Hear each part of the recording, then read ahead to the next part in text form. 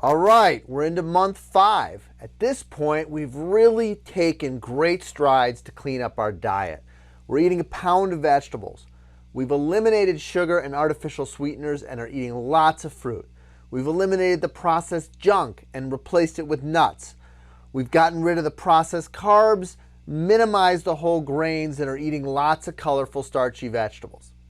We're moving into month 5, and we're going to make another change, one that I actually find most people don't have too much difficulty with. And in month 5, our goal is to eat less meat and more beans. So let's talk about why that's important, because you see so much out there about protein as an important component of the diet, and there's a lot of diet programs, whether it be the Atkins, the paleo, the keto diet. They're all really very similar programs that emphasize animal protein and minimize the processed carbohydrates as their primary strategy for weight loss. So that means that the protein must be good. You see supplements like protein shakes being sold, and a lot of people swearing by those as a weight loss tool. So let's ask ourselves the question, is animal protein good or bad for weight loss? And the truth is, it's bad. We see that people who eat a lot of animal protein tend to weigh more than people who do not. But the critical thing is that there's a dose relationship, and that dose relationship looks something like this, where a few doses on the low end, 1 or 2 servings a day, tend not to be strongly related to weight gain and obesity, but it's an excess of animal protein. That's where we see it. When we get past that point, we see the weight go up faster in correlation with the number of servings of animal protein per day. So those first 2 don't impact things too much. It's only after you get past that that we start to see it causing a significant amount of weight gain. So the truth is, a little bit of animal protein is okay. A lot is the problem. And so our goal is to start looking at animal protein or meat or poultry, fish, all of it really can be lumped together as something that we use to flavor a dish. We use it strategically in our diet rather than making it the backbone of our diet. So let's work through animal protein and kind of talk about how to select the right animal proteins and whether which is more healthy, beef, chicken, poultry, fish, or anything like that. So first let's talk about beef. And most people associate beef or red meat as an unhealthy choice. The good news is that our consumption in the U.S. is actually on the downslide. We're consuming less red meat or less beef than we have in years past, but we're still consuming a lot, 75 pounds per person per year. That's a lot of red meat. So when it comes to red meat, most of us kind of think about the different grades of red meat like choice or prime and say, ask ourselves, well, how does that impact weight gain or weight loss? How does that impact the overall health value of the beef? Is prime beef more healthy than choice beef? And the truth is that this really is not a useful way to measure whether or not you're getting a healthy cut of beef. The grading in the U.S. is based on marbling or fat content and really has to do with taste. It doesn't have to do with how that animal was raised and whether it's going to be a reasonable or antibiotic and hormone-free choice compared to another cut of beef. So let's first kind of examine the beef industry, and I really don't like to dive too deep into it because it really is quite an ugly topic. But let's just talk about the vast majority of the steak or beef that's out there was raised on a feedlot. It's a factory farm. It's an industrial operation designed to process as many cattle as possible and convert them into beef as that can be sold in supermarkets and restaurants.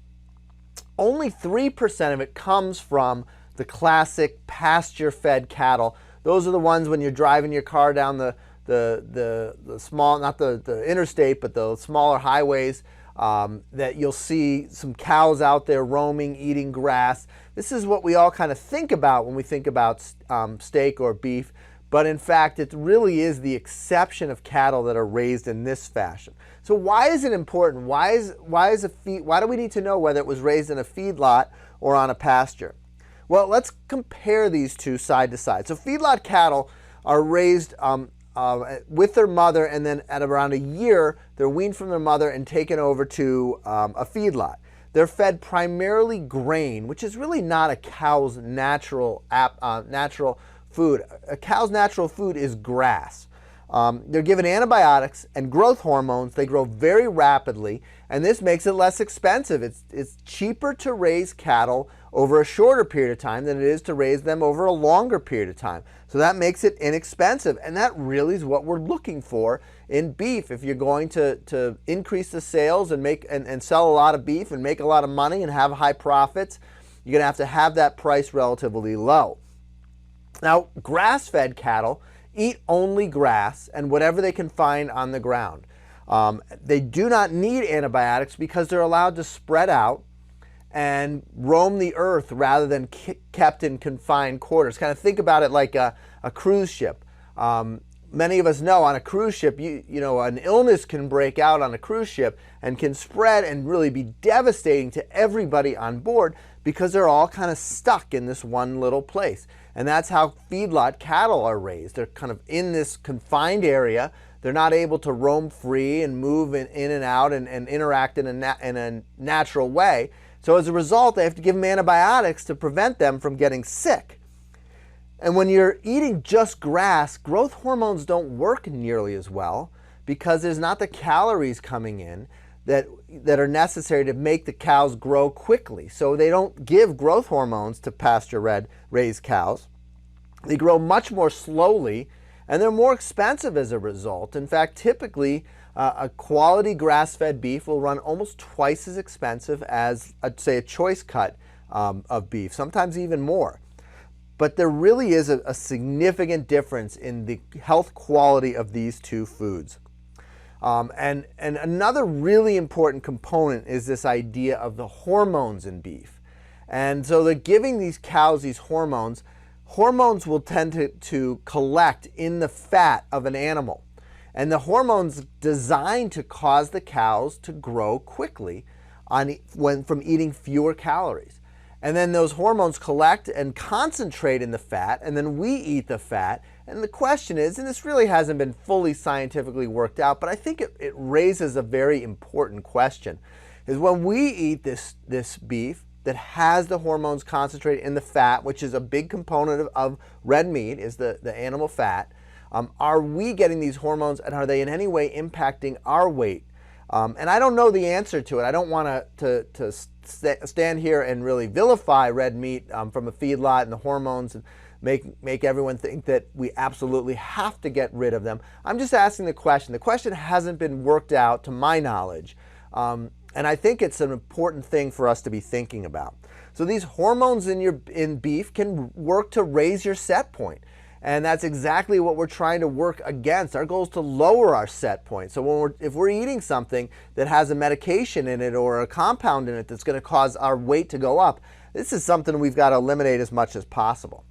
So while grass-fed beef is certainly the best option when it comes to red meat, and in truth probably puts grass-fed beef on par with really any other animal protein that's out there, especially because a lot of the chicken and the pork and other poultry is raised in a similar fashion, and there's antibiotics involved, typically not hormones involved in those animals, but there's the same factory farming techniques used, and it's probably true that a lot of the grass-fed beef that's organically raised and fed only grass and not given antibiotics and not given hormones and allowed to grow at a reasonable rate is better for you than the factory-fed chicken and fish, which we typically think of as healthy. And while grass-fed beef is great, it really isn't a sustainable option. There's no way for the United States to be able to produce all of our beef in the standard pasture-raised method, because we'd have to give up about 10% of the total land in the lower 48 states, which is really not a feasible option. So there's no sustainability with grass-fed beef. The idea here, though, is that we're going to buy the higher quality beef, and this is really the idea of all of this program, is that we want to buy high quality animal protein that's organically raised, that's not given hormones, and that's free from this factory farming influence. And we're going to buy less of it. It's going to be more expensive. It's going to be twice as expensive. We're going to buy half as much, keep the amount that we're spending on meat the same, but we're going to eat less of a higher quality product. And the way we do that is we look at every meal as essentially a salad. And I like to think about dishes and a style of eating where we eat a small amount of meat and a large amount of vegetable almost in every bite.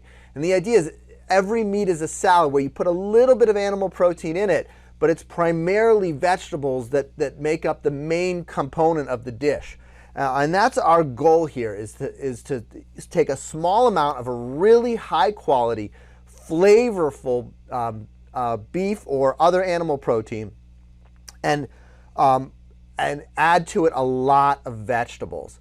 And we'll revisit this again when we talk about beans as well, because that same idea is here. And the great thing about the grass-fed beef is it's really flavorful. So it doesn't take a lot of steak to increase the flavor or to enhance the dish. You just need a small amount of the really high quality stuff. So let's talk about pork a little bit. Now pork, one of the major issues is that there's some cuts of pork that are very lean, and there's some cuts that are very fatty. And the more animal fat that's present in the cuts, the less healthy, the less of an option it is. The truth is, most of us eat pork in some form of cured or smoked way, like ham, bacon, or sausage. That's the vast majority of the way we eat pork. Now, there's a lot, we talked a lot about the hormones in beef. You can't use hormones in the United States on pork. It's against the law. So we don't have to worry about hormones in pork, but the antibiotics are still used, and they're not necessarily fed their natural diet. And pigs are omnivores. They'll eat absolutely anything. And so they're very easy to adapt to using a lower quality feed that may make them grow faster, and as a result decrease the overall health and increase the fat in the meat. So a lot of these factory farming techniques can still have the same impact as they do in steak, but they don't use the hormones the way they do in the red meat. So bacon, ham, and sausage. I have a little bit of a love-hate relationship with bacon, ham, and sausage. And while we all love the taste of these foods, or most of us do, the cured component, the nitrates that are added to these things, make them extremely toxic. Probably one of, if not the least healthy way for you to eat animal protein. So obviously that's what I don't like about these foods. What I love about them is that they have a tremendous amount of flavor, and it takes a very small amount of them to flavor an entire dish. So that really is what we're looking for in an animal protein, is where it just takes a small amount, 2 ounces, 3 ounces of the animal protein added into a large dish filled with vegetables, and you get some of the flavor of the animal protein in almost every bite. That's the general way we approach eating, and the cured meats, the cured pork products, are really the best bang for your buck in terms of the amount of meat you add to the amount of flavor it adds. But the nitrates really make it a poor choice. So if we're going to use these foods, we want to use the most organic versions, highest quality versions we can find, and we want to use the least amount, because these things are linked to heart disease, they're linked to diabetes, they're linked to obesity. They're foods we really should be avoiding as much as possible. And while our goal would ideally be to avoid them, I use them a lot in dishes. You'll see them in our recipes. You just want to really make that ratio of vegetables large to the cured meat small. So poultry. I often say that chicken is perhaps the most dangerous food in this country. And the reason is that we all think it's healthy. It's a healthy choice. Chicken now is heavily industrialized. And as a result, that same genetic engineering, the same factory farming techniques, and what we'll also learn about chicken, which we see in some of the other products as well, is that there's a tremendous amount of artificial flavors that go into meat. Yes, chicken in the United States, for the most part, is artificially flavored to taste more like chicken because the factory farming techniques have taken the taste out of it and really destroyed our ability to eat it and enjoy it and feel full from relatively small amounts. Antibiotics and genetic manipulation are very common in the poultry industry, and that really accounts for the vast majority of the poultry that's available for sale. So I'm not sure how well this is going to project, but the important thing to look at when you look at a nutritional label, most people think, well, why would I ever look at a nutritional label on chicken? It's just going to be chicken, right? Wrong. A lot of chicken is injected with artificial flavor, some type of salt solution, and a lot of chicken flavoring is added to chicken. Because of the way it's farmed, it just doesn't have much taste. And it's really only the organic chicken that has that taste that we all enjoy and associate as chicken. So the simplest way to figure out whether some chicken that you pick up in the grocery store is artificially flavored is to look at the sodium content. The sodium content of chicken, if it's unflavored, should be essentially 0. For most chicken that you'll see in the grocery store, you'll see it 80, 100, 120 milligrams per serving. And that's a tremendous amount of sodium. And the way they're getting that is they're injecting it with some type of flavored saline solution. So that's one of the simplest and easiest ways that you can look at chicken and figure it out. And what you'll see is on one hand, you got chicken that's $6 or $7 a pound, and right next to it is chicken that's $2 or $3 a pound. And you think, man, what, the $6 or $7 a pound? That's a ripoff. Not really, because that $2 or $3 a pound chicken that you're purchasing, maybe a third of the weight of it may be injected with saline. So even though it's cheap, yeah, it's cheap because salt water is really cheap. So don't necessarily think that the more expensive versions of chicken are actually a ripoff. You may actually be getting more ripped off by the cheaper versions because you're paying chicken prices for salt water. So is organic chicken worth the cost? They give better quality feed, there's no antibiotics, it's safer, it's more humane, but most importantly, organic chicken that's raised in a humane way, chicken that are allowed to eat what chickens should eat, chickens that are allowed to roam the earth and peck at the ground and look for grubs and insects and seeds, and are able to, the taste that they are able to take is so much more flavorful, and it takes so much less chicken to make you feel satisfied. So one chicken can very comfortably feed a family of 4 with leftovers if it's an organic chicken, and that's a hungry family of 4. If you use a inexpensive factory farmed and injected with saline chicken, then it's going to take more than one chicken is not going to be nearly as filling. So the satiety that you get, the fullness that you'll feel from a small amount of chicken, so allows us to limit the amount we're eating, and that's what we really get when we purchase the organically raised chicken. So now eggs. Eggs are high in cholesterol, but really we're starting to recognize that eating cholesterol doesn't necessarily make your cholesterol go up. If anything, it may be eating sugar that makes your cholesterol go up, or eating processed carbohydrates that makes your cholesterol go up. So we can't really look at eggs and vilify their cholesterol level as making them an unhealthy choice. Another common misconception is the brown eggs. You want the brown eggs. Those are the healthy ones. In truth, shell color really just means that the chicken is either a white or a brown chicken.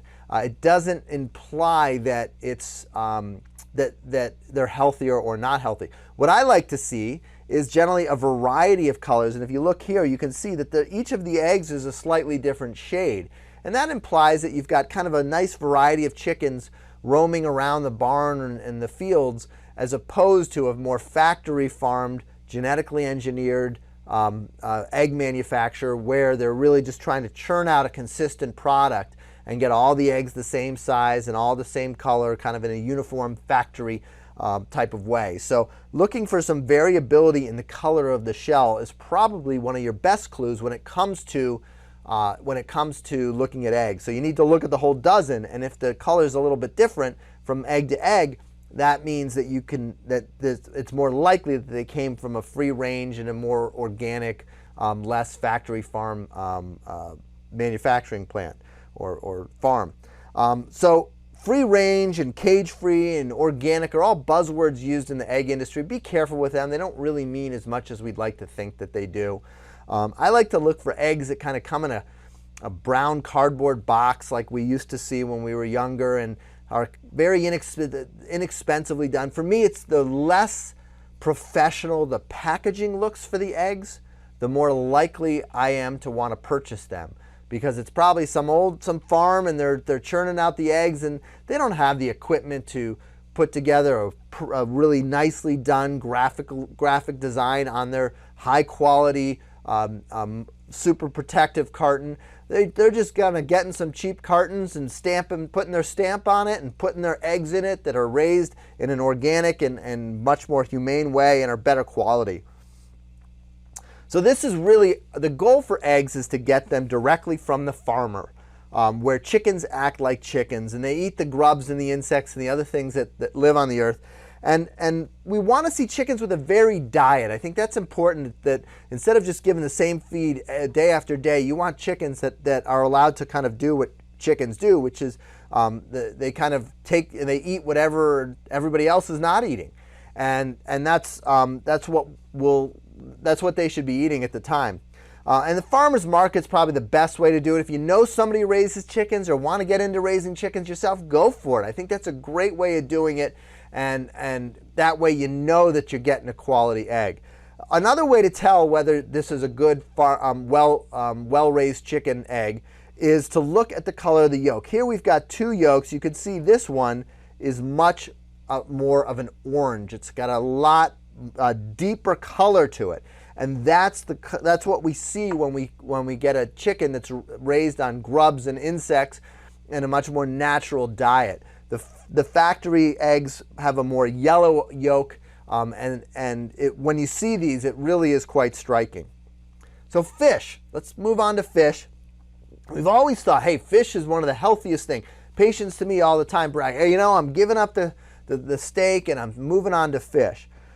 But what we're seeing now is that there's this huge industry called aquaculture, where fish are farm raised, and they're using a lot of the same techniques they're using in all the animal protein industries to raise these fish, and this is something that we have to watch out for. So fish can, in general, be either wild caught or farm raised. So first of all, with wild caught, sustainability is questionable, because what happens is the fishermen come into an area where there's an abundance of fish, they overfish it, and the population dies. And this is kind of happening over and over again, and the natural trend is for a decline in the populations of our ocean's fish.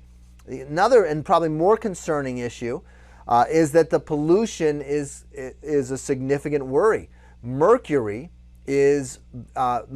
contamination is very rampant in fish, and what happens is, we'll see, is that as the fish get larger, the rate of contamination increases.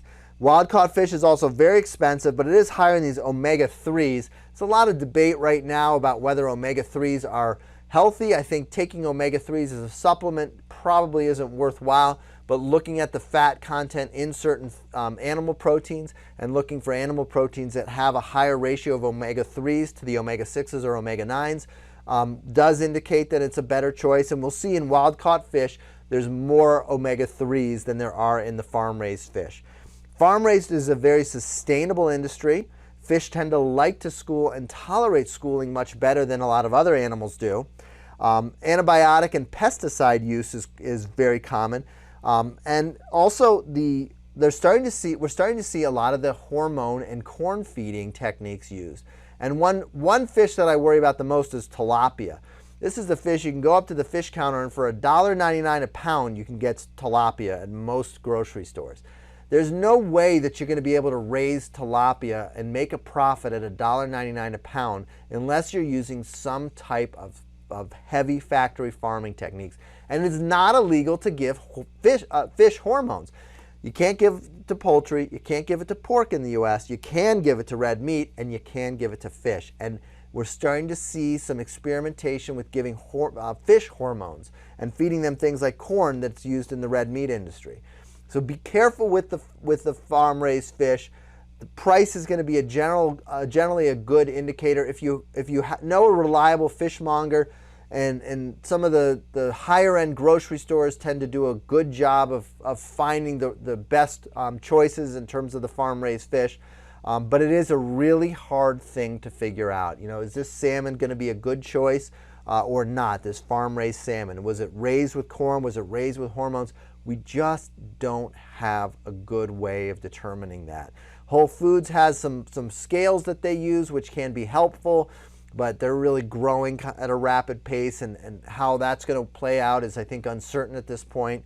So that's something I wish I had more guidance on you about, how to pick the best farm-raised fish. And it's incredibly difficult. There's not the transparency in the aquaculture industry that we really need, so that we as consumers can make an educated choice and pick a fish that is raised in a responsible, sustainable, hormone-free environment and allowed to eat a very natural feed. So biomagnification. This is really the process where a tiny fish, or even the plankton, will somehow be contaminated with a pollutant in the ocean, like mercury, and then that tiny fish is eaten, or in the picture it's shrimp, is eaten by a slightly larger fish, and they continue to eat many of these smaller fish, and at each level of the chain, the pollutant is concentrated further. So as we get to the larger fish like grouper or tuna, which can be hundreds and hundreds of pounds, that what we see is that we see very high levels of the contaminant, because at each level of the chain, we're concentrating the pollutant, and it just keeps increasing over as the food chain continues. So the small fish, like the shellfish and the small oily fish, these are things that we really want to eat, and the shellfish as well. So things like anchovies, herrings, sardines, smelt, mackerel, shrimp, crab, oyster, scallops. They are high in omega-3, generally low in pollutants, and are really probably our best option. They also meet our goal of having a lot of flavor in a small amount, especially the small oily fish. It doesn't take a lot of these to add flavor to a dish. And this is something that I think we should all be looking at more. If we're going to pick a fish, we're going to be able to walk up to the fish counter and say, I think this stuff's going to be okay. I think it's going to be safe. It's the smaller fish, the oily fish. These are the ones that we should be focusing on. And maybe starting to steer clear of things like salmon and tuna, because we, again, like we just mentioned, we just don't know. Well, what about protein shakes? Protein shakes are healthy, right? They're used in a lot of weight loss programs. I even use them before and after my patients undergo weight loss surgery. So they're incredibly popular. They're available everywhere. Drugstores, grocery stores, health food stores, you name it. There's a little bit of evidence that supports their use in weight loss programs, but really, my opinion is they're great for the first month or two. And they're a way essentially to trick you into stretching away from that set point, but really not helping you move that set point. When we think about what makes a food a processed food, there is nothing that is more processed than a protein shake. Whey protein powder is a processed byproduct of milk. It's artificially sweetened. It's artificially flavored. It's a very heavily processed food, and it's something that we should be avoiding as much as possible. So the last thing I think that's really important and something to think about is that a lot of weight loss programs are funded by protein shakes. We sell them in our office, but I'll be honest with you, we sell an incredibly small amount of protein shakes. I think twice a year we have to restock our counters for protein shakes, compared to a lot of weight loss programs that rely on them heavily that are stocking several times per week. So it's something that we see out there, and the money often tells the story about why a certain technique for weight loss is being recommended. Protein shakes are a great way to profit and make money, whether you're the protein shake manufacturer or whether you're the weight loss program selling them. And what we're also seeing is a lot of manufacturers are figuring out ways to allow weight loss programs to private label their protein shake. So they say, hey, you got to try our protein shake. It's super special. It's this unique formulation that's specially designed for our weight loss program. And we had our nutritionists and we looked at it and we did all this science about it. And this thing, man, this protein shake, there's nothing better than our protein shake. And that's why we charge so much for it and it's so expensive. And you say, well, normally I'd spend, $15 or $20 a day on food. So if I'm spending $12 or $15 a day on protein shakes, I'm ahead of the game. I'm making a few bucks. This is good for me. So kind of everybody looks at this and everybody wins except for the patient who's paying all this money, who's suffering through the starvation of these shakes and losing weight temporarily only to gain it back and then some. So be wary of these products. The idea that there's some kind of special concoction or mixture in them that makes them a better choice, I'm not sure I really buy that. They're all much more similar than they are different, and how they're made or what's extra special ingredient is added, I just don't buy that. All right, so let's talk about protein that we want to eat a lot of, and that's beans. So when we're talking about beans, the usual suspects, green beans actually count as vegetables. That's kind of what most people think. Oh, beans, you mean like green beans? No. Beans like navy beans, pinto beans, Roman beans, soybeans, split peas, white beans, black beans, northern beans, lentils. These are what we want to avoid, what we want to eat. And also chickpeas. I separate chickpeas because usually we eat chickpeas in either salad or hummus, where the way we eat all the other beans is typically in a soup, occasionally a salad, but most often a soup. And soup is really, without question, one of the best ways that we can eat beans. So a lot of critics of beans point out the fact that beans are high in carbohydrate. And if you read the nutritional label, absolutely they are. But all carbohydrate is not created equally. And there's different types of carbohydrates. And we talked about this a little bit in the last month as well. But it really is important when it comes to beans. Now, what we find with carbohydrates is that there's a spectrum from rapid absorption to slow absorption. And what we actually have beyond kind of slow absorption is no absorption, and carbohydrates that we can absorb are also known as fiber. So carbohydrates are sugar molecules strung end to end, and they're linked in a certain way. And how they're linked affects how our body can break them down. Some bonds are easy to break. Others we can't break at all. When carbohydrate molecules are strung together and make bonds that our body cannot break down, so they just pass through our intestine unprocessed, that's fiber. That's what we call fiber. Rapid absorption is carbohydrates that we can absorb very quickly. And we talked last time about amylose and amylopectin. These are two different types of carbohydrates. Amylose is a straight chain carbohydrate.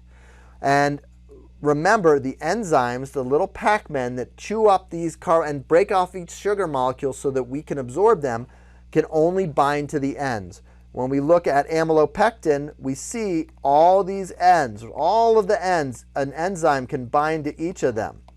And that allows this carbohydrate to be broken down much, much faster than amylose.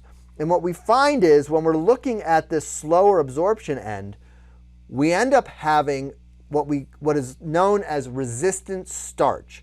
So the idea is that our body is trying to break these chemical bonds, trying to separate the sugar molecules, but it just can't do it very well. And so the carbohydrate passes through our GI tract, and by the time it's through, it still hasn't been fully broken down. So a lot of the carbohydrate that's in beans is still intact, never to be absorbed by the time it hits our large intestine. And we don't absorb food in our large intestine. Our large intestine is mainly focused on evacuation. Now everybody knows, what are beans famous for? They cause gas. Why do they cause gas? They cause gas because this undigested carbohydrate molecule is delivered to the colon where it feeds the bacteria, and when the bacteria chew up this carbohydrate And they can do it a little bit better than we can, and they use the sugar molecules, they release gas, and that ends up coming out of us.